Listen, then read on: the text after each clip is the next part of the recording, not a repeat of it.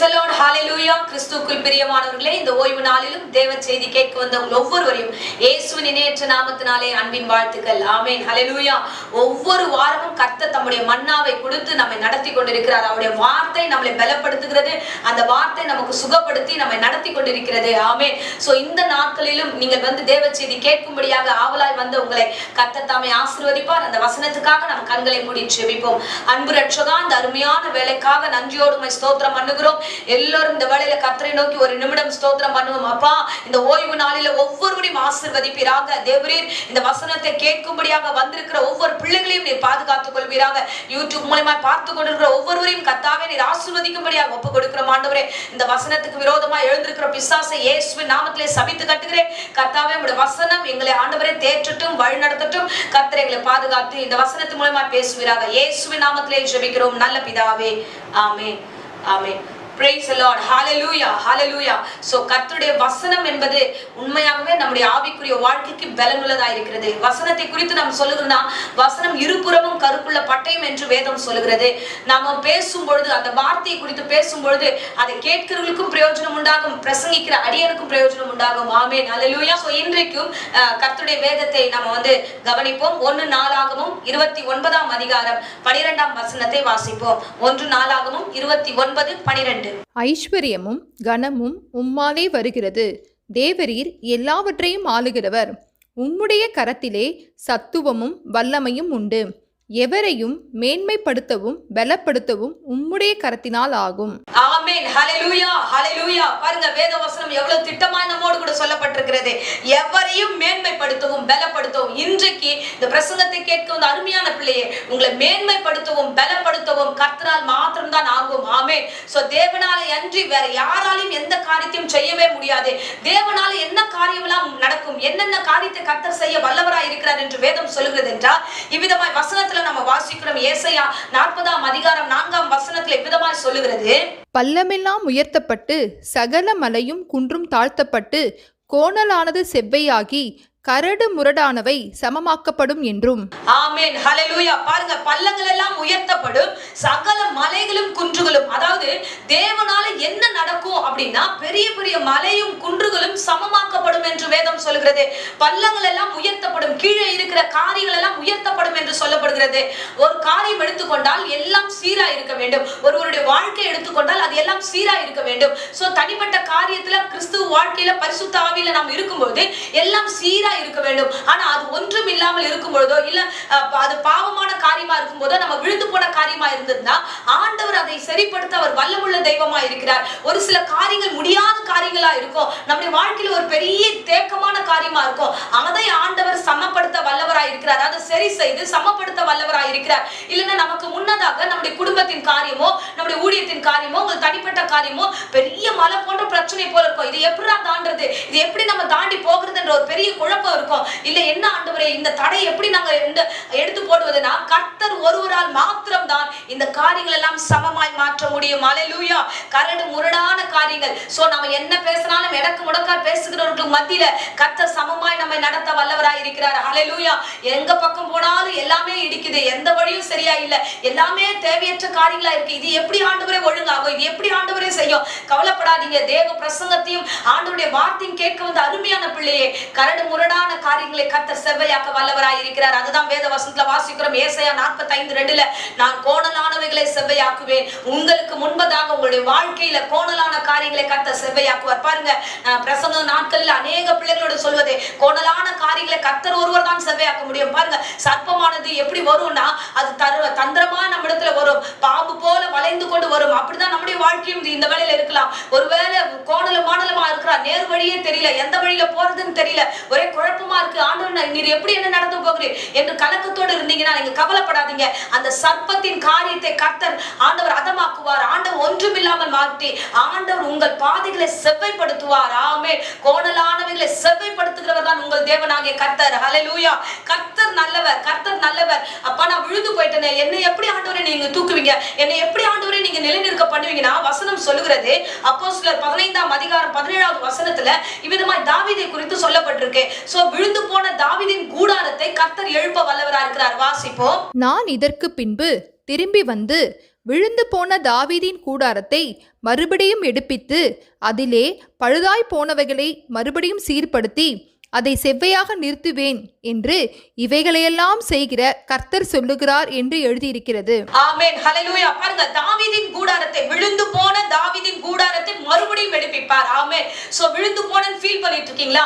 ஆண்டவரே, நான் விலகி போயிட்டேன், நான் இவ்விதமா கிறிஸ்து வாழ்க்கை விட்டு நான் கடந்து போயிட்டேன், எனக்கு பிரச்சனைகள் அதிகமா இருக்கிறது, என்னால இந்த காத்துல நிக்க முடியலன்னு நீ கவலைப்படுறியா? கர்த்தருடைய வார்த்தை சொல்கிறது, தாவீதை மறுபடியும் அதே ஸ்தானத்துல கொண்டு வந்து நிறுத்த அவர் வல்லமுள்ள தெய்வமாய் இருக்கிறார். ஆமென், ஹல்லேலூயா, ஹல்லேலூயா. விழுந்து போன சூழலில் இருந்தீங்கன்னா, கலக்கத்தோடு இருந்தீங்கன்னா, என்னுடைய ஆவிக்குரிய வாழ்க்கை முடிந்தது என்று கலக்கத்தோடு இருந்தீங்கன்னா, ஒருவேளை உங்கள் குடும்பத்தின் சூழல்கள் விழுந்து போன ஒரு நிலையில் இருந்தா கர்த்தர் அதை நிலைநிற்க பண்ணுவார். ஆமென். வசனம் அவ்விதமாகவே சொல்கிறது, அவர் செவ்வையாய் நிறுத்துவார் என்று வேதம் சொல்கிறது. உங்களை நேர்த்தியாய் நிறுத்துவார். தாவீதின் கூடாரத்தை நிறுத்தினார். அவர்கள் கர்த்தரை தேடும் பொழுதே ஆண்டவர் அவருடைய கூடாரத்தை நிறுத்தினார் என்று வேதம் சொல்கிறது. உங்கள் கூடாரத்தையும் கர்த்தர் நிலைநிற்க பண்ணுவார். ஆமென், ஹல்லேலூயா.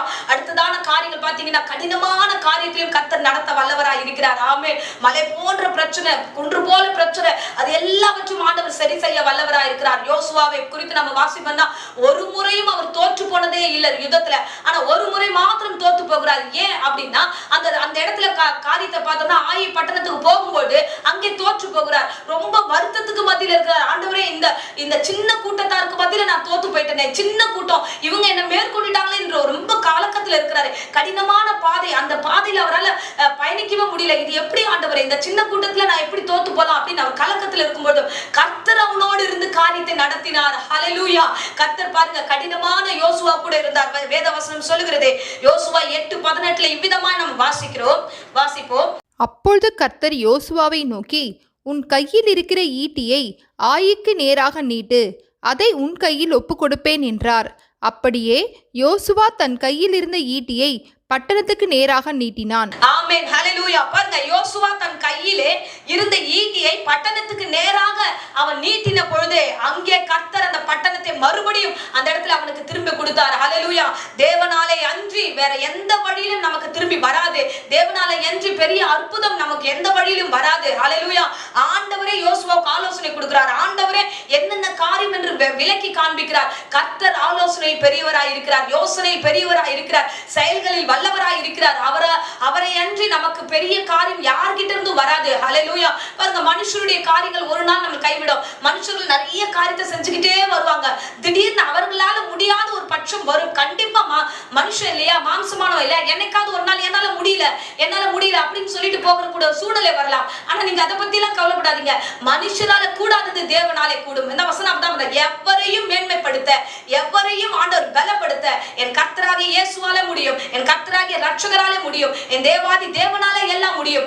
அவர் இவ்விதமா யோசுவாவை நிலைநிற்க பண்ணினார். விழுந்து போன அந்த இடத்துல தாவீதை ஆண்டவர் எழுப்ப மறுபடியும் செய்தது போல உங்களையும் எங்களையும் ஹல்லேலூயா கர்த்தர் நடத்த வல்லவராய் இருக்கிறார். உங்களையும் என்னையும் கர்த்தர் நடத்த வல்லவராய் இருக்கிறார். கர்த்தர் பெரியவர், கர்த்தர் பெரியவர். ஆமென். விசுவாசத்தோட வசனத்தை கேளுங்க. விசுவாசத்தோட கர்த்தருடைய சமூகத்துக்கு வாங்க. ஏதோ ஆன்லைன்ல மெசேஜ் கேட்கிறோம்னு கேட்காதீங்க. கர்த்தர் என்னோடு பேசுவார் என்ற விசுவாச நம்பிக்கையோடு கேளுங்க.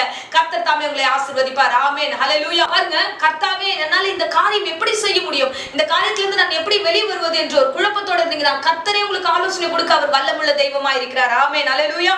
இவ்விதமாய் வேதவசனம் சொல்கிறது. ஏசாயா 28:29 வசனத்தை வாசிப்போம். இதுவும் சேனைகளின் கர்த்தராலே உண்டாகிறது. அவர் ஆலோசனையில் ஆச்சரியமானவர், செயலில் மகத்துவமானவர். ஆமென், ஹல்லேலூயா. அவர் ஆலோசனையில் ஆச்சரியமானவரும் செயல்களில் மகத்துவமானவருமாய் இருக்கிறார்.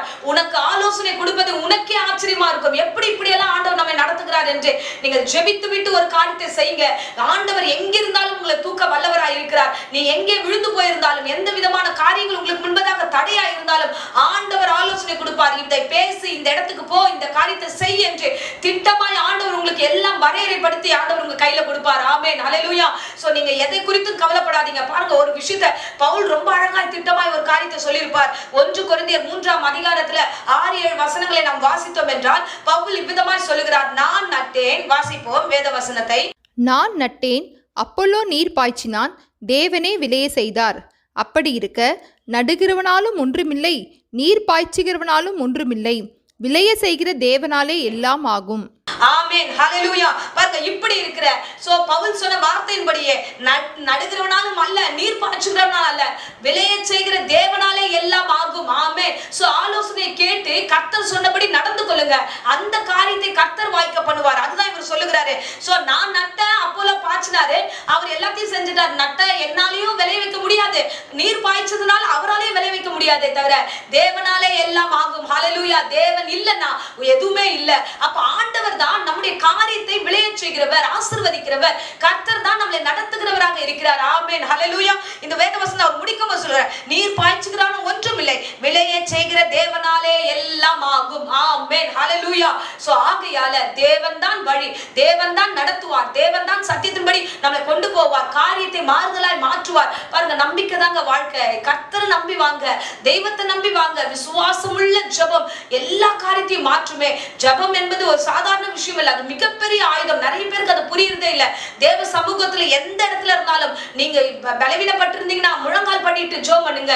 ஆண்டவர் அந்த இடத்துல இருந்து உங்களை தூக்க வல்லவராய் இருக்கிறார். பிரச்சனை பெருசா இருக்கு, முழங்கால் போட்டு உபவாசித்து ஜெபம் பண்ணுங்க. கர்த்தர் காரியங்களை திரும்ப வல்லவராய் இருக்கிறார். ஆமே. நம்மனால இதை மட்டும் தான் பண்ண முடியும். காரியத்தை நடத்துவதும், காரியத்தை வாய்க்க பண்ணுவதும், காரியத்தை விளைய செய்கிற எல்லா காரியமும் கர்த்தரிடத்துல மட்டும்தான் இருக்கிறது. ஆமே. ஹல்லேலூயா. தேவனாலே எல்லாம் ஆகும், தேவனாலே மாத்திரம் தான் ஆகுமே தவிர மனுஷராலே கூடாது. ஆமே. அதுதான் அந்த வேத வசனத்துல விதமாய் வாசிக்கிறோம். எவரையும் அவர் மேன்மைப்படுத்துவார். எங்க இருந்தாலும் எனக்கு ரொம்ப அதிகமாய் பிரியப்பட்ட வேத வசனம் என்னன்னா, இதே கொரிந்தியர் 1ஆம் அதிகாரத்துல பவுல் விதமாய் சொல்லுகிறார், ஆண்டவர் யாரையெல்லாம் உயர்த்துகிறாரா, பைத்தியமா இருக்கிறவர்களுக்கு. இந்த வேளையில வசனத்தின்படி பார்த்தோம், 1ஆம் அதிகாரத்துல 25 இருந்து நம்ம தொடர்ந்து வாசித்தோம் என்றால், ஆண்டவர் ஞானிகளை வெட்கப்படுத்தும்படி தேவன் உலகத்தின் பைத்தியமானவர்களை தெரிந்து கொண்டார், பலமுள்ளவர்களை வெட்கப்படுத்தும்படி தேவன் உலகத்தின் பலவீனமானவர்களை தெரிந்து கொண்டார். ஆமென். ஹல்லேலூயா. இங்க பார்க்கிறோம், பைத்தியத்தையும் பலவீனத்தையும் தான் ஆண்டவர் உயர்த்துகிறவராக இருக்கிறார். ஆமென். கர்த்தர் நல்லவர். ஞானம் இல்லாத, ஒன்றுத்துக்கும் உதவாத அடியேனையும் கர்த்தர் நடத்தி கொண்டிருக்கிறார் என்றால் தேவனாலே கூடாதது ஒன்றும் இல்லை. தேவனாலே எல்லாம் கூடும், தேவனாலே எல்லாம் ஆகும்.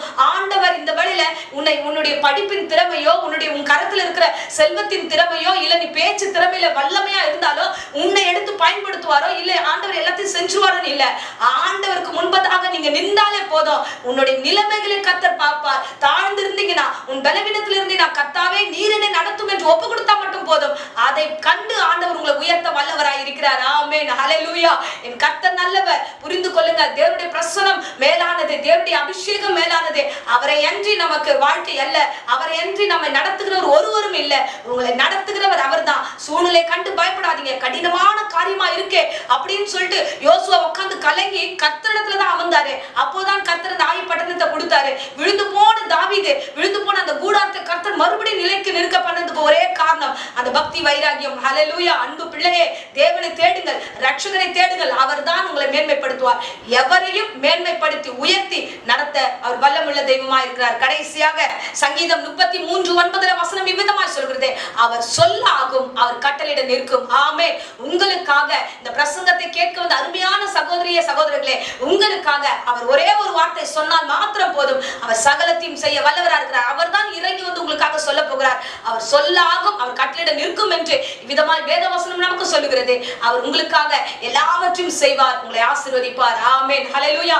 அதனால எதை குறிச்சும் கவலைப்படாதீங்க. வரும் வாரத்தை குறித்து என்னவா இருக்கும் என்று பயப்படாதீங்க. கர்த்தர் நடத்துவார். அவர் கரத்துல ஒப்பு கொடுத்துருங்க. அவர் எல்லாவற்றையும் சமாதானத்துக்கு ஏதுவாய் சமமாய் நடத்த அவர் பலமுள்ள தெய்வமா இருக்கிறார். ஆமென். ஹல்லேலூயா.